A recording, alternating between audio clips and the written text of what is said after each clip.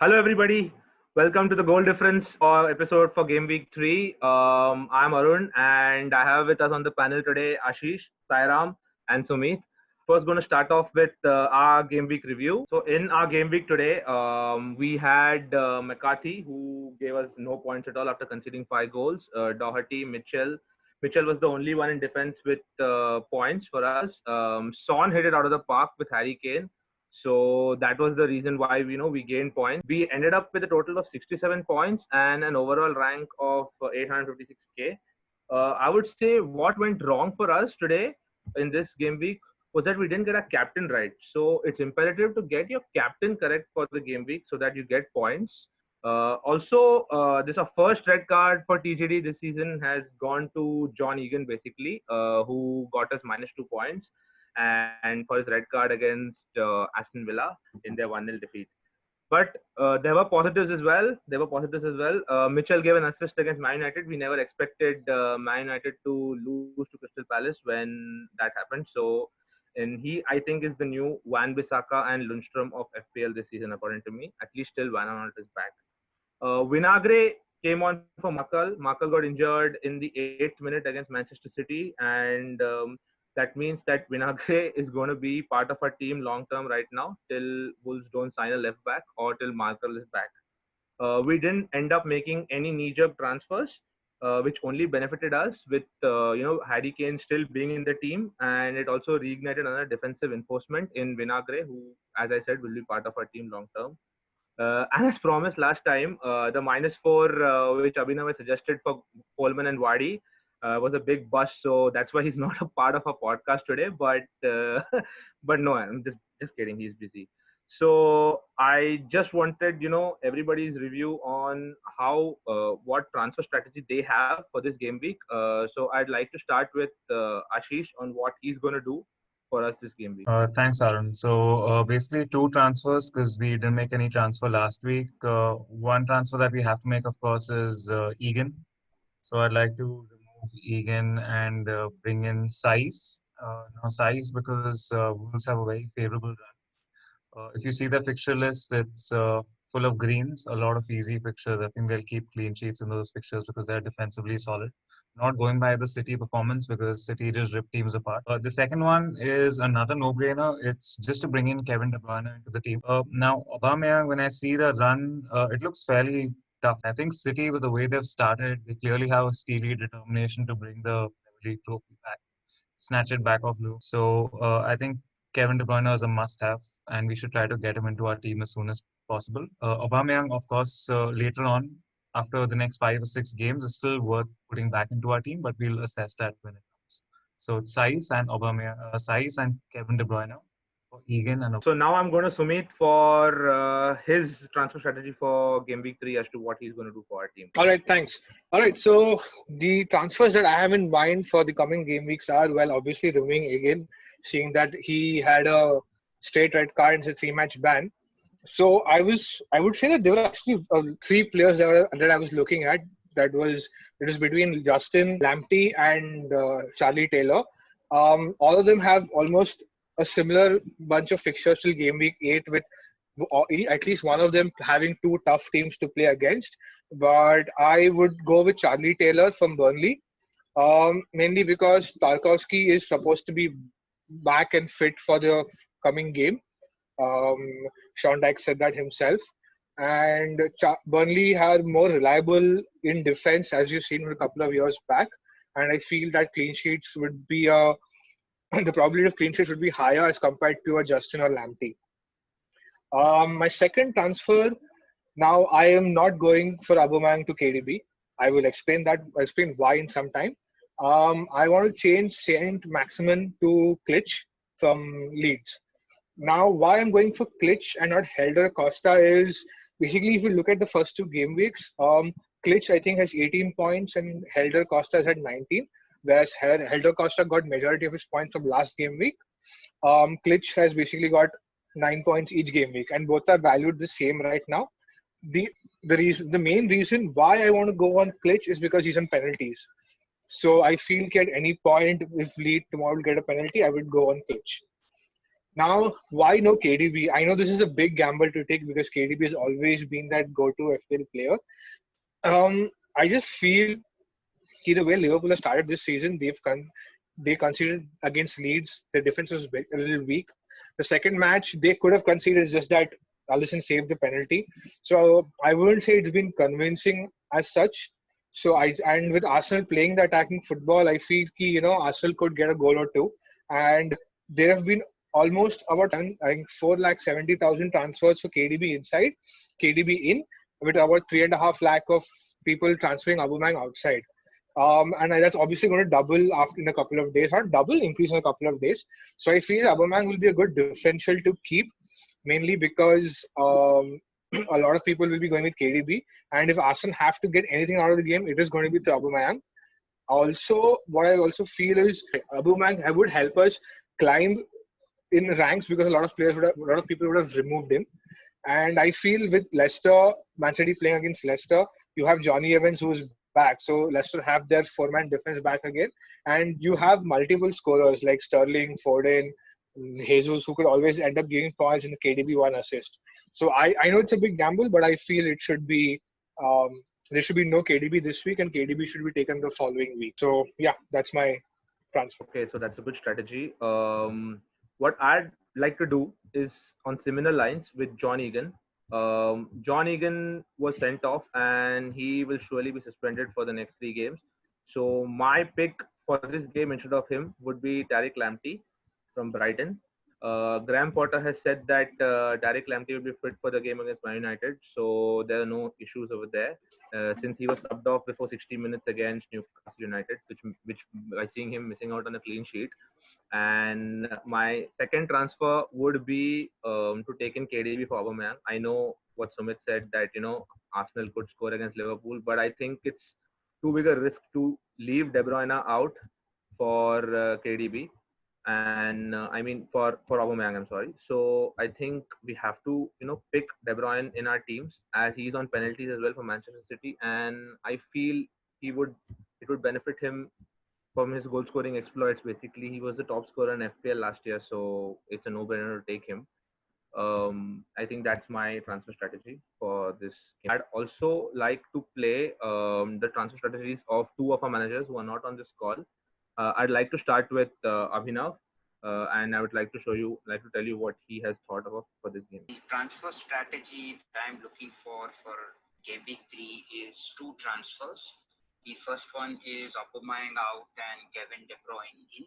Kevin De Bruyne is, as you all know, one of the best, if not the best, midfielder in the Premier League. And with City's fixtures looking very promising of going ahead, he would be a must-have in our team, considering the goals and assists that he provides us. So he would be a sure shot player who also gives us captaincy options as well. The second transfer that I would be looking at now that Egan has been red carded is a Burnley defender, and I think Charlie Taylor would be a good option. Burnley are well known for their defense, and they don't have any top team that they are facing in the medium term fixture list. So he would be my recommended pick for.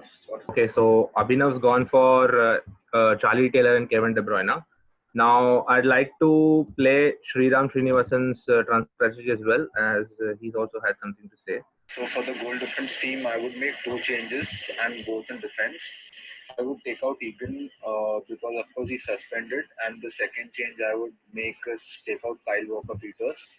One reason being he has tough games coming up. He'll be playing Burnley, Chelsea, and Everton the next 4 game weeks, and I think Southampton will concede a few goals, and we also have McCarthy in goal. So taking two Southampton players in the back line, I think would be asking a bit too much, and I don't think they will keep clean sheets. So yeah, I would bring in Stones, who looked pretty good against in the first game against Wolves, and I think he will continue.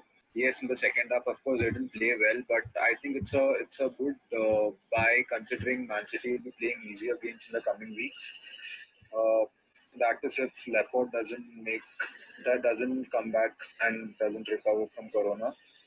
And the other player is Dunn from Burnley. I would take Dunn as well because even he has some favorable fixtures. So I think both of them would make good signings. Okay, so Sriram's gone for John Stones and Dunn. Sairam, what do you have for us this week for TCT team? So unfortunately, I don't have a concrete transfer strategy because what I was wanting to do is to change the formation from 4-4-2 to a 3-4-3 because like we've already seen in the first two game weeks, the attackers are giving much more points than defenders are. So initially, I was thinking that maybe we could remove a Davis for a cheap forward who's already given a lot of returns in the form of Patrick Bamford, and probably upgrading one of our midfield players to a De Bruyne. But I don't think that would be possible because we don't have the budget for that. So maybe what we can do is to select a transfer strategy from the already existing strategies that the other pundits have already stated. Like one clear option is to remove Egan because obviously he's suspended and having a 5 million defender on bench who's suspended for the next 3 games doesn't make sense. I think there were already two people who stated that Taylor should be coming in for Egan, so that's like a clear majority over there. And the next obvious choice, again, through most of you, was to remove Aubameyang for Kevin De Bruyne. I think those are the two strategies that we should go ahead with, and I think those are pretty solid strategies for long-term, from a long-term perspective as well. Because De Bruyne, again, irrespective of the fixtures, I think he's a splendid player and he's going to give you points either way through free kicks, penalties, goals, assists. There are many different ways. Egan and maybe removing Egan for Taylor, again, like I was a bit underconfident of taking a Burnley defender because they haven't started like really well. But given that, Abhinav and I think Ashish have suggested Taylor, so that's like a clear majority. So let's just go with them. Okay, I think we should, take your suggestions into consideration since you're top of the goal difference league. So congratulations on that.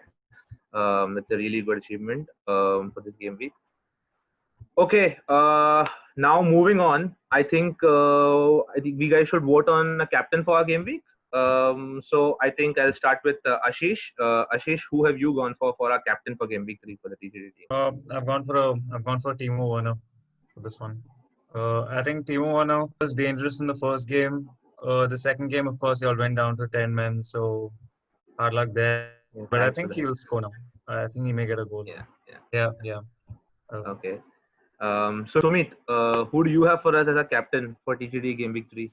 So my captain for this game week would be Mohamed Salah. Honestly, I just feel that because of this first game week, this is the only time where we can get a good jump on other teams, and that's why I think Mohamed Salah should be our captain. A lot of people would be either captaining either Spurs or, like you said, a Timo Werner. But I feel Mohamed Salah is the clear. I mean, should be considered as captain. Vice captain, I would go with as Timo Werner.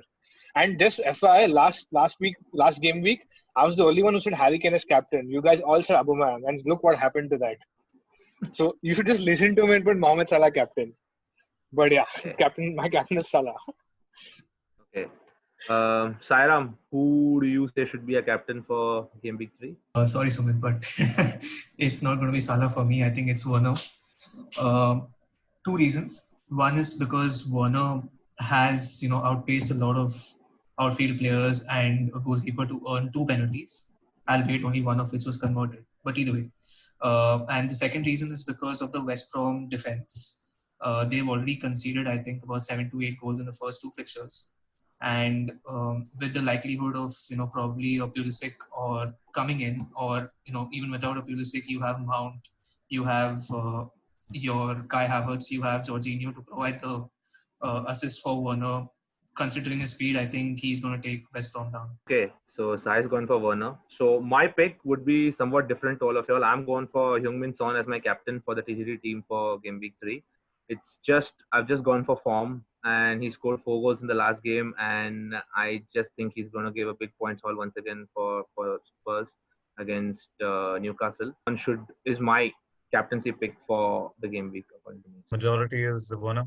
I think Timo Werner is the majority for this game week. I think for captaincy. Yeah. I can see Sumit being disappointed at the end of game week 3 as well. I'm basically going to do the same thing in Game Week 4 where I told you guys Mohamed Salah, but no. You guys went for Timo Timo Werner. Werner Yeah. against a West Brom defense, man. This feels like a no-brainer, honestly. I honestly believe Defense is horrible. Timo Werner is only going to start giving points when Pulisic or Ziyech are back. I just feel like Chelsea lack creativity right now. Pulisic should be back, I think, if I'm correct, but I'm not sure. The Chelsea fans can answer that question. They were back in training at least, so I don't know if they'll Thank start. God they didn't start against us. Wouldn't have made a difference, but okay. So, So who's our vice captain? mine will be Mo Salah because he always scores against Arsenal. But I didn't go for him because he blanked the last game, and I'm a man of who prefers form over fixtures. So that's the reason why I've gone for Salah as my vice captain. But I know I'll go Son for will more start. too. Yeah, I'll go for more as well. Yeah. Same. Okay. You get the Timo consolation Werner, prize, Sums.